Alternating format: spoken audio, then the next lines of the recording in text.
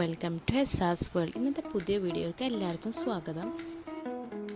ഇന്നത്തെ വീഡിയോ പറഞ്ഞാൽ ഒരു മിനി ബിരിയാണി പ്രിപ്പറേഷൻ്റെ വീഡിയോ ആയിട്ടാണ് വന്നിട്ടുള്ളത്. എല്ലാവരും തന്നെ കണ്ടു നോക്കണം. അപ്പോൾ ഞാനും അനിയത്തി മാത്രമേ ഇന്ന് വീട്ടിലുള്ളൂ. അപ്പോൾ ചിക്കൻ മസാല വരട്ടിയത് ഫ്രിഡ്ജിൽ ഇരിക്കുന്നുണ്ടായിരുന്നു. അപ്പോൾ ആദ്യം വിചാരിച്ചു ചിക്കൻ പൊരിച്ച് കഴിക്കാമെന്ന്, പിന്നെ വിചാരിച്ചു ബിരിയാണി ഒന്ന് ട്രൈ ചെയ്താലോ എന്ന്. അതുകൊണ്ടാണ് മിനി ബിരിയാണി പ്രിപ്പറേഷൻ എന്ന് പറയാൻ കാരണം. അപ്പോൾ 2 പേർക്കുള്ള ബിരിയാണിയാണ് ഉണ്ടാക്കുന്നത്. അപ്പോൾ എല്ലാം കുക്കറിലാണ് ചെയ്യുന്നത്. ചിക്കന് മസാല പുരട്ടി വെച്ചത് കാരണം കൊണ്ടും ബിരിയാണി ഉണ്ടാക്കാൻ ഭയങ്കര എളുപ്പമായിരുന്നു. അപ്പോൾ നെയ്ച്ചോറാണ് ആദ്യം ഉണ്ടാക്കുന്നത്. അതിനുവേണ്ടി ഹോൾ സ്പൈസസ് ഒക്കെ എടുത്ത് വെക്കുന്നുണ്ട്. ഈ ബിരിയാണിയുടെ ഡീറ്റെയിൽ വീഡിയോ ഒന്നും ഞാൻ ഇടുന്നില്ല. എല്ലാവർക്കും തന്നെ ബിരിയാണി ഉണ്ടാക്കാൻ അറിയാമെന്ന് എനിക്കറിയാം. എന്നാലും ഇത് ജസ്റ്റ് ഷോർട്ടായിട്ട് ഇടുകയാണ് ചെയ്യുന്നത്. ഞാൻ കൂടുതലും നെയ്ച്ചോറ് കുക്കറിലാണ് ഉണ്ടാക്കാറ്. തിളപ്പിച്ച് ഊറ്റിയിട്ടും ഉണ്ടാക്കാറുണ്ട്. കൂടുതലും ഇങ്ങനെ കുക്കറിൽ നെയ്ച്ചോറ് ഉണ്ടാക്കുകയാണ് ചെയ്യുന്നത്. അതേപോലെ തന്നെ ഹോൾ സ്പൈസസിൻ്റെ കൂടെ തന്നെ കുറച്ച് ഗരം മസാലയുടെ പൊടി കൂടി ചേർക്കാറുണ്ട്. അങ്ങനെയാണെന്നുണ്ടെങ്കിൽ നെയ്ച്ചോറ് നല്ല ഫ്ലേവറാണ് ഉണ്ടാവാറ്. അതേപോലെ തന്നെ നെയ്ച്ചോറ് ഉണ്ടാക്കുമ്പോൾ ബിരിയാണി ഇല ആഡ് ചെയ്താൽ കുറച്ചും കൂടി നല്ല സ്മെല്ലാണ്. ബിരിയാണി ഇല ഒട്ടുമിക്ക വീടുകളിലും ഇപ്പോൾ ഉണ്ട്, പിന്നെ മാർക്കറ്റിലും അവൈലബിൾ ആണ്. അപ്പോൾ ഞാൻ ബിരിയാണി ഇലയും കൂടി ഇതിൽ ചേർക്കുന്നുണ്ട്. അപ്പോൾ അതിന് വേണ്ടിയിട്ട് മോള് പുറത്ത് പോയിട്ട് പൊട്ടിച്ച് കൊടുക്കുന്നതാണ്. ഇതാണ് ബിരിയാണി ഇല. നെയ്ച്ചോറൊക്കെ ഉണ്ടാക്കുന്ന ടൈമിൽ ആഡ് ചെയ്താൽ നല്ല സ്മെല്ലാണ്.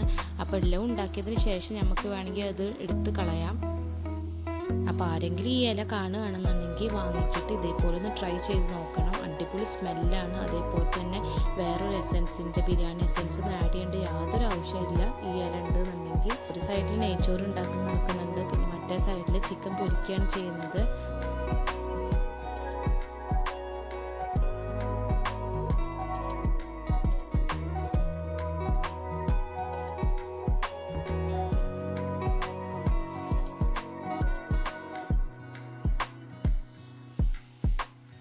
നെയ്ച്ചോറ് വേവിക്കാൻ വേണ്ടി വെള്ളം നന്നായി തിളച്ചിട്ടുണ്ട്. അപ്പോൾ അതിലോട്ട് അരി ചേർത്ത് കൊടുക്കുന്നുണ്ട്. പിന്നെ ഞാൻ സാധാരണ ഒരു വിസിലാണ് അടുപ്പിക്കാറ്. അപ്പോൾ തന്നെ നെയ്ച്ചോറ് നല്ല വെന്തിട്ടുണ്ടാവും.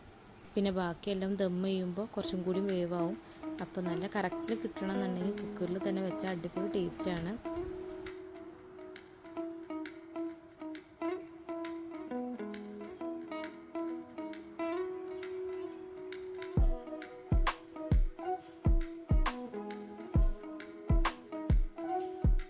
ഞാനിവിടെ ബിരിയാണി ഉണ്ടാക്കുന്ന ടൈമിൽ മോള് വെള്ളത്തിൽ കാലൊക്കെ ഇട്ടിട്ട് ഇങ്ങനെ ഇരിക്കുകയാണ് ചെയ്യുന്നത്.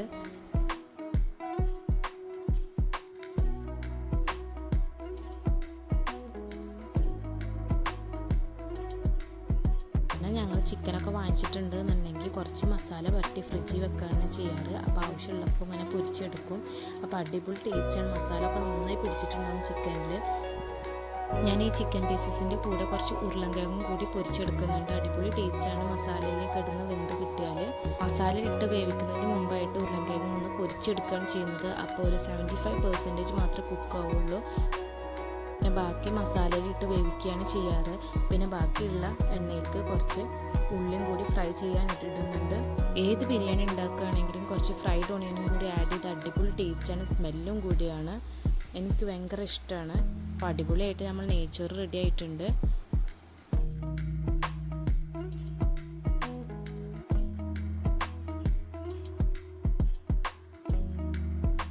അപ്പോൾ ഒനിയനൊക്കെ ഫ്രൈഡ് ആയിട്ടുണ്ട്. അപ്പോൾ ഇനി നമുക്ക് അടുത്തത് മസാല ഉണ്ടാക്കുകയാണ് ചെയ്യുന്നത്.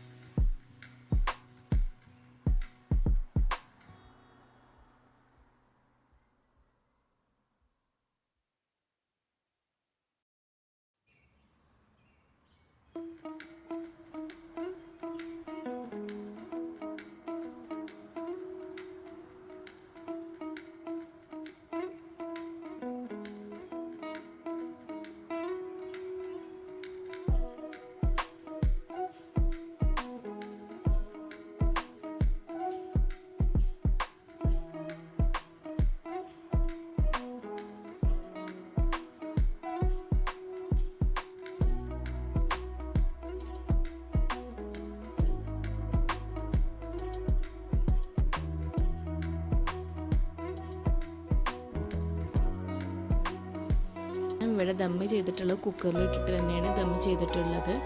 കുക്കറിലിട്ട് ദമ്മ് ചെയ്യുകയാണെന്നുണ്ടെങ്കിൽ റൈസും അതേപോലെ തന്നെ മസാലയും കൂടി നന്നായി സെറ്റായി കിട്ടും. പിന്നെ മണമൊന്നും പുറത്ത് പോവാണ്ട് കിട്ടും. അപ്പോൾ ദമ്മ് ചെയ്ത് പൊട്ടിക്കുമ്പോൾ അടിപൊളി സ്മെല്ലാണ്, നമുക്ക് അപ്പം തന്നെ ഇരുന്ന് കഴിക്കാനും തോന്നും. അപ്പോൾ നമ്മുടെ അടിപൊളിയായിട്ടുള്ള മിനി ദം ബിരിയാണി റെഡി ആയിട്ടുണ്ട്.